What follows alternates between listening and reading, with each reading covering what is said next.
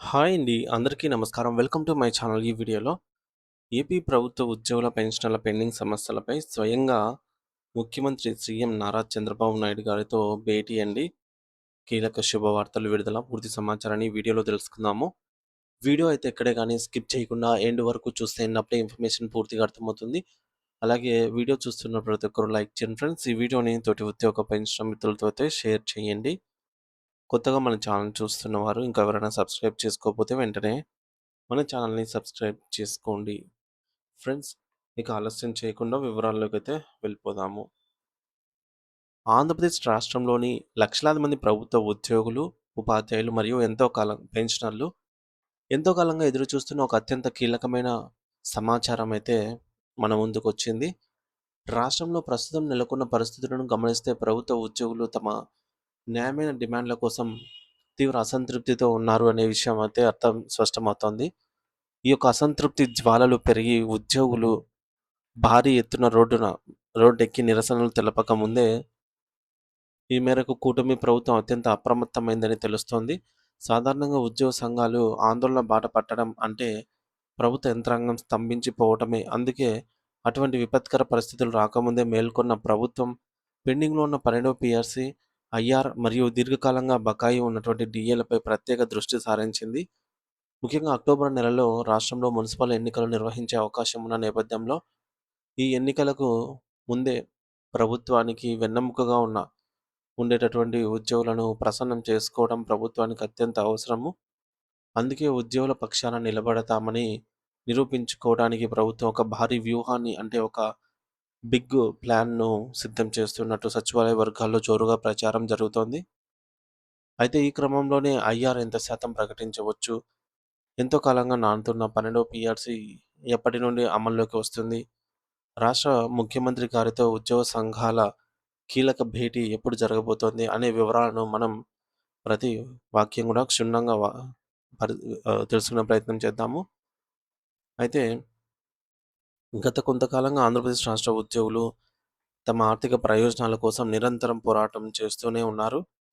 ప్రధానంగా తమకు రావాల్సిన ఐఆర్ అంటే కొత్త పీఆర్సీ అమలు అయ్యే వరకు వచ్చే తాత్కాలిక ఉపశమన భృతిపై స్పష్టత కావాలని కోరుతున్నారు.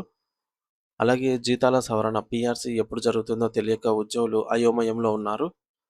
దీనికి తోడు పెరిగిన నిత్యావసర ధరలకు అనుగుణంగా రావాల్సిన కరువు భత్యం, డీఏ బకాయిలు కొండగా కొండలాగా పేరుకుపోయాయి. ఈ ఆర్థిక అంశాలపై ప్రభుత్వం నుండి ఒక ఖచ్చితమైన హామీ లేదా ఉత్తర్వులు వెలువడాలని ఉద్యోగులు డిమాండ్ చేస్తూ ఉన్నారు.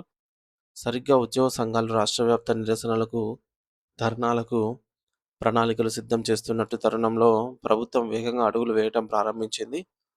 ఉద్యోగుల సమ్మెలు లేదా విధుల్లో వచ్చి విధుల్లోకి వచ్చి ధర్నాలు చేసే పరిస్థితులు తలెత్తింది తలెత్తితే అది ప్రభుత్వ ప్రతిష్టకు భంగం కలిగిస్తుందని భావించిన పాలకులు ముందస్తుగానే ఒక స్పష్టమైన రోడ్ మ్యాప్‌ను తయారు చేస్తున్నట్టు విశ్వసనీయ సమాచారం అందుతోంది. అయితే ఈ హడావిడికి ప్రధాన కారణం అక్టోబర్ నెలలో జరగనున్నటువంటి స్థానిక సంస్థల ఎన్నికలు. ప్రత్యేకించి మున్సిపల్ ఎన్నికలు, ఎన్నికల నోటిఫికేషన్ విడుదల అయ్యి, ఎన్నికల నియమావళి అమల్లోకొస్తే ప్రభుత్వం ఎలాంటి కొత్త వరాలు ప్రకటించడానికి వీలుండదు. అందుకే కోడ్ అమల్లోకి రాకముందే ఉద్యోగుల ప్రధాన సమస్యలకు ఒక ఆమోదయోగ్యమైనటువంటి పరిష్కారం చూపాలని ప్రభుత్వం గట్టిగా నిశ్చయించుకున్నట్లు తెలుస్తోంది. అయితే ఈ దిశగా ఈ ఆగస్టు నెలలోనే కీలక పరిణామాలు చోటు చేసుకోనున్నాయి. ఉద్యోగ సంఘాలతో చర్చలు జరిపి వారి సమస్యలను వినడానికి ప్రభుత్వం ఇప్పటికే ఏర్పాటు చేసిన మంత్రుల బృందం ఈ నెలలో ప్రత్యేకంగా సమావేశం కానుంది. ఆగస్టు నెలలో మంత్రుల బృందానికి మరియు ఉద్యోగ సంఘాల ప్రతినిధులకు మధ్య కనీసం 2 లేదా 3 రౌండ్ల పాటు సుదీర్ఘమైనటువంటి బేరసారాలు, చర్చలు జరగనున్నాయి. అయితే ఈ సిట్టింగ్‌లో ఉద్యోగులు ప్రధాన డిమాండ్‌లేమిటి?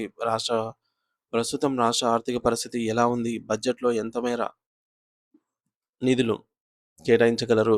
ఎంత శాతం ఐఆర్ ఇస్తే ఉద్యోగులు శాంతిస్తారు? ఇటువంటి అంశాలపైన లోతుగా చర్చించనున్నారు. అయితే సమస్యలు మరింత జటిలం కాకుండా, ఆందోళనలు తీవ్రతరం కాకుండా ఉండేలాగా చూసేందుకు ఈ మేరకు మంత్రుల బృందం ఈ భేటీని ఒక వేదికగా అయితే ఉపయోగించుకోనుందనమాట మొత్తానికి.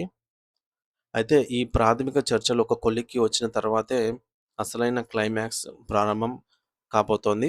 ఆగస్టు 10వ తేదీ తర్వాత రాష్ట్ర ముఖ్యమంత్రి గారితో ఉద్యోగ సంఘాల నాయకులు నేరుగా భేటీ అయ్యే అవకాశం ఉంది. మంత్రుల బృందంతో జరిగిన చర్చల్లో తేలని అంశాలు, ఉద్యోగ సంఘాలు కోరుతున్న తుది డిమాండ్లు మరియు ప్రభుత్వం ఆర్థిక పరిమితుల దృష్ట్యా ఇవ్వగలిగే గరిష్ట ఆఫర్‌పై చివరి నిర్ణయం ముఖ్యమంత్రి గారి సమక్షంలోనే జరగనుందనమాట.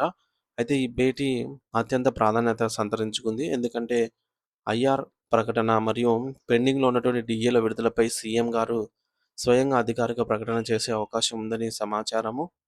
ప్రతి ఉద్యోగి మరియు పెన్షనర్ మనసులో మెదులుతున్న అతి పెద్ద ప్రశ్న ఏమిటంటే, మాకు ఎంత శాతం ఐఆర్ రావచ్చు? అది ఎప్పటినుంచి జేబులోకి వస్తుంది?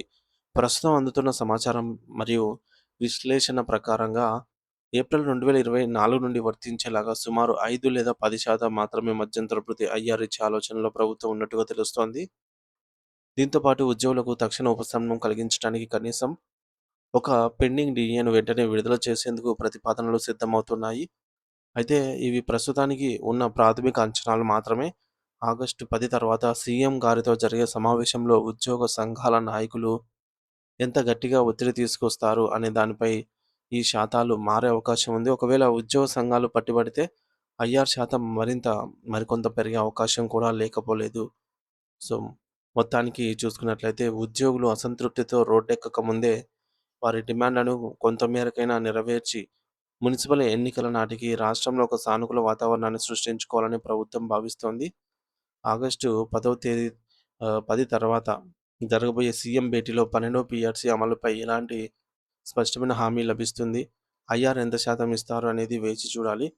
ప్రభుత్వం ప్రతిపాదించబోతూ ఉన్నట్లుగా ప్రచారంలో ఉన్నటువంటి 5-10% ఐఆర్ పట్ల మీ అభిప్రాయం ఏమిటి? ఇది ఉద్యోగులకు సరిపోతుందా? లేదా ఇంకా ఏమైనా ఎక్కువ ఆశిస్తూ ఉన్నారా? మీ మనసులో ఉన్న మాట ఏమిటనేది కింద కామెంట్ సెక్షన్‌లో తప్పకుండా కామెంట్ ద్వారా అయితే తెలియజేయండి ఫ్రెండ్స్. సో, ఉద్యోగ సంఘాలు కూడా ఆగస్టు 15 వరకు ప్రభుత్వానికి గడువు ఇచ్చిన నేపథ్యంలో ఆగస్టు 10వ తేదీన కీలక చర్చల ద్వారా ఈ మేరకు రావాల్సినటువంటి బకాయిలైతేనేమి, పీఆర్సీ, ఐఆర్ సంబంధించి కీలక ప్రకటనలైతే వెలువడే అవకాశం అయితే స్పష్టంగా కనిపిస్తోంది. సో, ప్రభుత్వం ముందుగానే అప్రమత్తత. ఉద్యోగుల నిరసనలు తీవ్రతరం కాకముందే పరిష్కారం కనుగొనేందుకు ప్రభుత్వం ప్రయత్నిస్తోంది. ఎన్నికల మీద ప్రభావం పడకుండా అక్టోబర్ నెలలో జరగనున్న మున్సిపల్ ఎన్నికల కోడ్ రాకముందే ఈ ప్రక్రియ పూర్తి చేయాలని లక్ష్యంగా పెట్టుకుంది. మంత్రుల బృందం చర్చలు. ఆగస్టు నెలలో మంత్రుల బృందం ఉద్యోగ సంఘాలతో 2-3 రౌండ్ల భేటీ అంటే 2 లేదా 3 సార్లు చర్చలు జరిపే అవకాశం అయితే ఉంది. సీఎం గారితో సీఎం గారి కీలక భేటీ ఆగస్టు 10వ తేదీ తర్వాత ముఖ్యమంత్రి గారితో జరిగే సమావేశంలో ఐఆర్ మరియు డీఏలపై తుది నిర్ణయం వెలువడనుంది.